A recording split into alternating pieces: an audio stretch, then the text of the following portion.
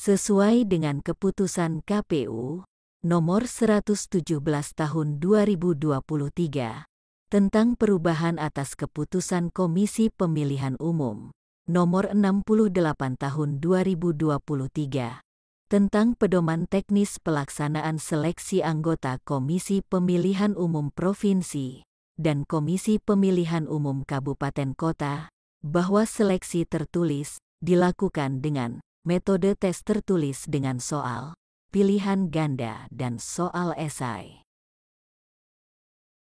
Seleksi tertulis ini disebutkan dilaksanakan dengan berbasis komputer.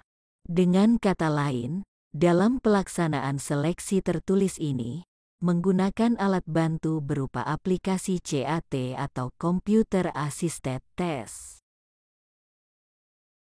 Sesuai dengan keputusan KPU nomor 117 tahun 2023 tersebut, disebutkan bahwa materi seleksi tertulis calon anggota KPU Kabupaten Kota, yaitu Pancasila, Undang-Undang Dasar Negara Republik Indonesia tahun 1945, Negara Kesatuan Republik Indonesia, Bhinneka Tunggal Ika, Ketatanegaraan, Kepemiluan, Kepartaian dan Kelembagaan Penyelenggara Pemilu.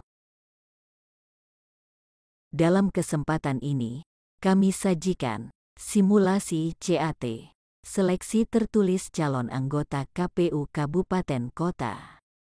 Kali ini merupakan bagian pertama dari beberapa bagian simulasi yang disajikan selanjutnya. Ini semata-mata hanya sebagai salah satu alternatif pembelajaran. Semoga bermanfaat.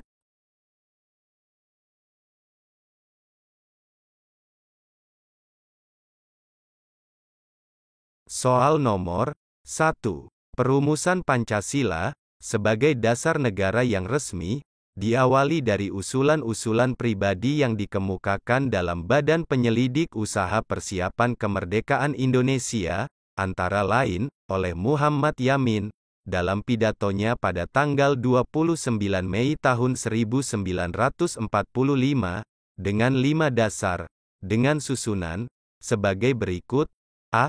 Peri ketuhanan, peri kebangsaan, peri kemanusiaan, peri kerakyatan, kesejahteraan rakyat. B. Peri kebangsaan, peri kemanusiaan, peri ketuhanan, peri kerakyatan, kesejahteraan rakyat. C. Peri kemanusiaan, peri ketuhanan, peri kebangsaan, peri kerakyatan, kesejahteraan rakyat. D. Peri kerakyatan, peri kemanusiaan, peri ketuhanan, peri kebangsaan, kesejahteraan rakyat. E. Kesejahteraan rakyat, peri kerakyatan, peri kemanusiaan, peri ketuhanan, peri kebangsaan.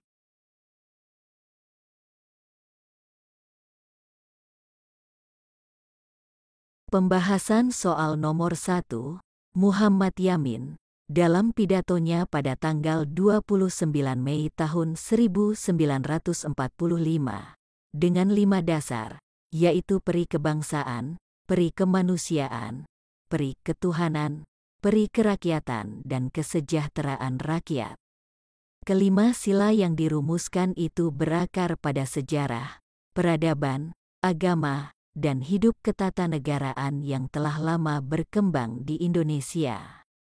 Dengan demikian pilihan jawaban adalah B, yaitu peri kebangsaan, peri kemanusiaan, peri ketuhanan, peri kerakyatan, kesejahteraan rakyat.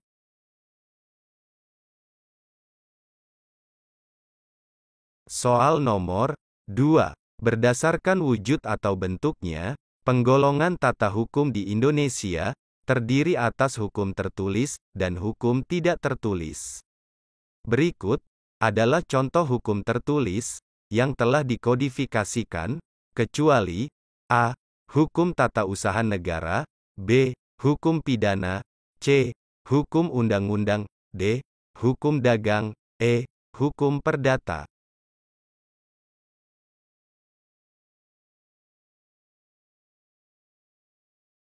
Pembahasan soal nomor 2, Hukum tertulis adalah hukum yang dicantumkan dalam bentuk peraturan perundang-undangan. Hukum tertulis ini dapat dibedakan menjadi dua macam, yaitu hukum tertulis yang dikodifikasikan seperti hukum pidana, hukum perdata, hukum dagang, hukum tata usaha negara dan hukum tertulis yang tidak dikodifikasikan seperti undang-undang, peraturan pemerintah, keputusan Presiden Kepres. Dengan demikian pilihan jawaban adalah C, yaitu hukum undang-undang.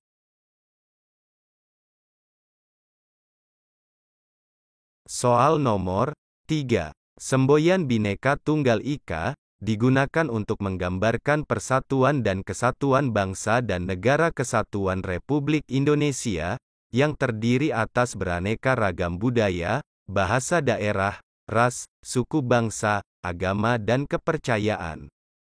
Kalimat ini merupakan kutipan dari kitab A. Betal Jemur Ada Makna, B. Serat Pararaton, C. Darmo Gandul, D. Sutasoma, E. Kidung Ranggalawe.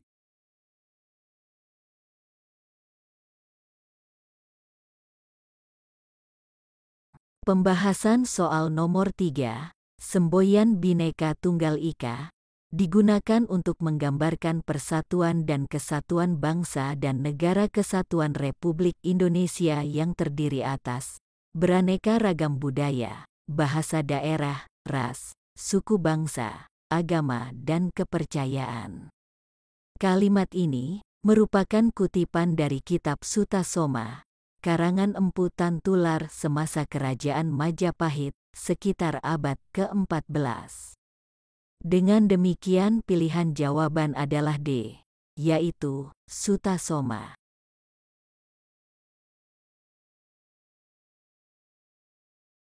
Soal nomor 4. Negara-negara sekutu pada tahun 1942 bersepakat untuk mengembalikan wilayah-wilayah yang saat itu diduduki Jepang kepada pemilik koloninya masing-masing bila Jepang berhasil diusir dari daerah pendudukannya. Kesepakatan tersebut selanjutnya disebut A. Perjanjian Den Haag tahun 1942, B. Perjanjian Tokyo tahun 1942, C. Perjanjian Wina tahun 1942, D. Perjanjian Meja Bundar tahun 1942, E. Perjanjian Malaya tahun 1942.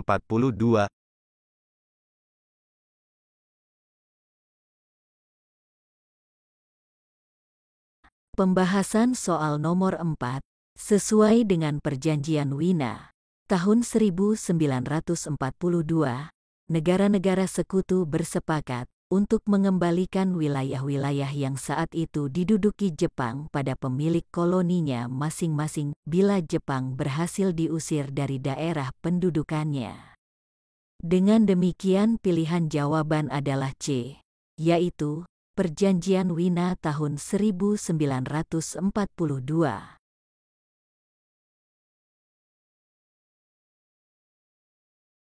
Soal nomor 5. UUD 1945 disahkan sebagai Undang-Undang Dasar Negara pada tanggal 18 Agustus tahun 1945 oleh A. PPKI, B. BPUPKI, C. KNIP, D. Presiden Republik Indonesia, E. Pemerintah Jepang.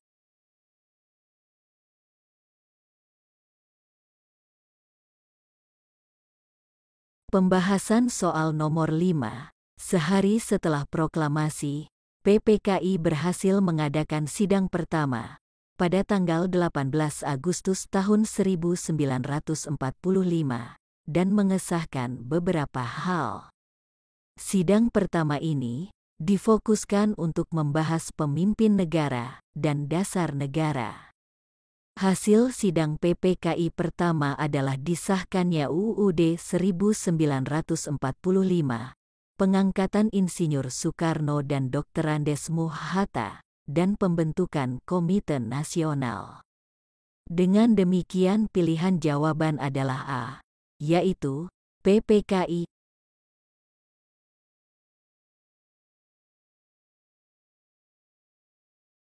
Soal nomor 6. Partai politik didirikan dan dibentuk dengan akta notaris oleh paling sedikit 50 orang warga negara Indonesia yang telah berusia A. 17 tahun, B. 21 tahun, C. 30 tahun, D. 40 tahun, E. 50 tahun.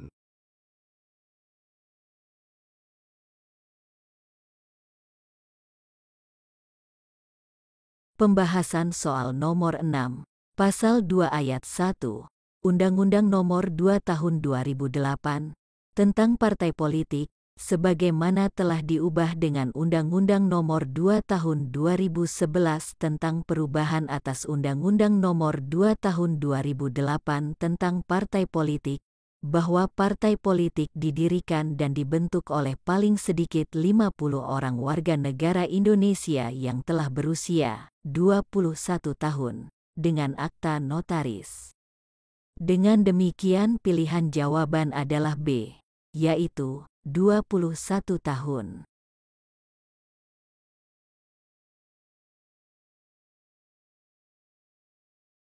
Soal nomor 7. Setelah proklamasi kemerdekaan Indonesia tanggal 17 Agustus tahun 1945, pemerintah waktu itu sudah menyatakan keinginannya untuk menyelenggarakan pemilu lewat Maklumat X tahun 1945, tanggal 3 November tahun 1945. Kapan rencana pelaksanaan pemilu, menurut maklumat tersebut dilaksanakan? A. Bulan Desember tahun 1945, B. Bulan Januari tahun 1946, C. Bulan Februari tahun 1946, D. Bulan Maret tahun 1946, E. Bulan April tahun 1946.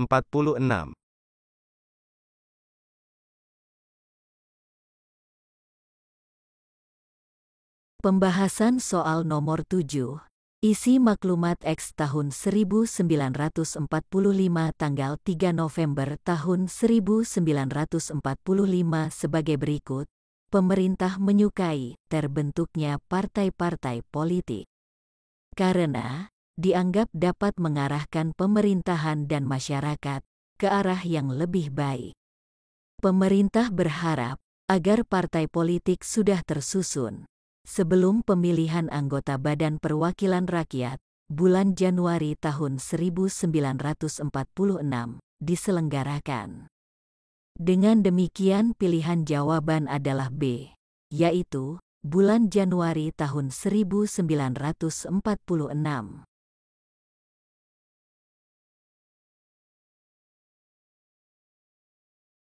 Soal nomor 8. Pemilihan umum dilaksanakan secara langsung, umum, bebas, rahasia, jujur, dan adil, setiap 5 tahun sekali, dengan tujuan, kecuali A. Untuk memilih anggota Dewan Perwakilan Rakyat, B. Untuk memilih anggota Dewan Perwakilan Daerah, C. Untuk memilih Presiden dan Wakil Presiden, D. Untuk memilih Gubernur dan Wakil Gubernur, Bupati dan Wakil Bupati, dan Wali Kota dan Wakil Wali Kota, E. Untuk memilih anggota Dewan Perwakilan Rakyat Daerah.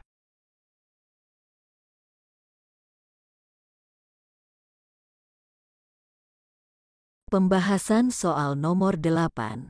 Sesuai dengan pasal 22E ayat 2 Undang-Undang Dasar 1945, pemilihan umum diselenggarakan untuk memilih anggota Dewan Perwakilan Rakyat, Dewan Perwakilan Daerah, Presiden dan Wakil Presiden dan Dewan Perwakilan Rakyat Daerah.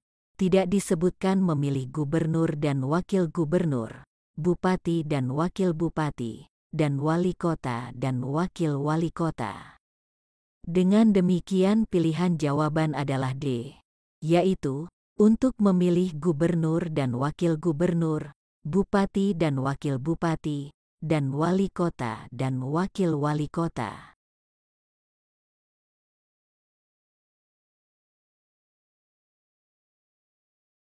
Soal nomor 9. Peserta pemilihan umum, untuk memilih anggota Dewan Perwakilan Rakyat dan anggota Dewan Perwakilan Rakyat Daerah adalah A. Calon anggota Dewan Perwakilan Rakyat, B. Calon anggota Dewan Perwakilan Rakyat Daerah, C.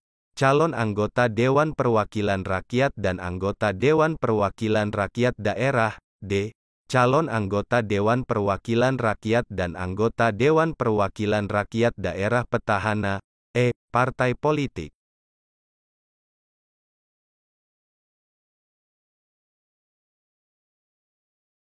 Pembahasan soal nomor 9. Sesuai dengan pasal 22E ayat 3 Undang-Undang Dasar 1945, peserta pemilihan umum untuk memilih anggota Dewan Perwakilan Rakyat dan anggota Dewan Perwakilan Rakyat Daerah adalah partai politik.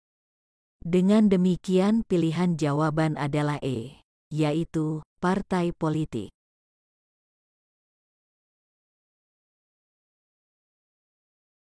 Soal nomor 10. Untuk melaksanakan pemungutan suara di tempat pemungutan suara dibentuk kelompok penyelenggara pemungutan suara atau KPPS. Jumlah anggota KPPS sebanyak A. 5 orang, B. 6 orang, C.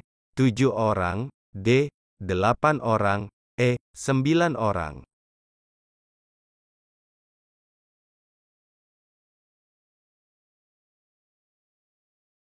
Pembahasan soal nomor 10. Sesuai dengan pasal 59 ayat 1, Undang-Undang Nomor 7 Tahun 2017 tentang Pemilihan Umum, anggota KPPS sebanyak 7 orang berasal dari anggota masyarakat di sekitar TPS. Dengan demikian pilihan jawaban adalah C, yaitu 7 orang.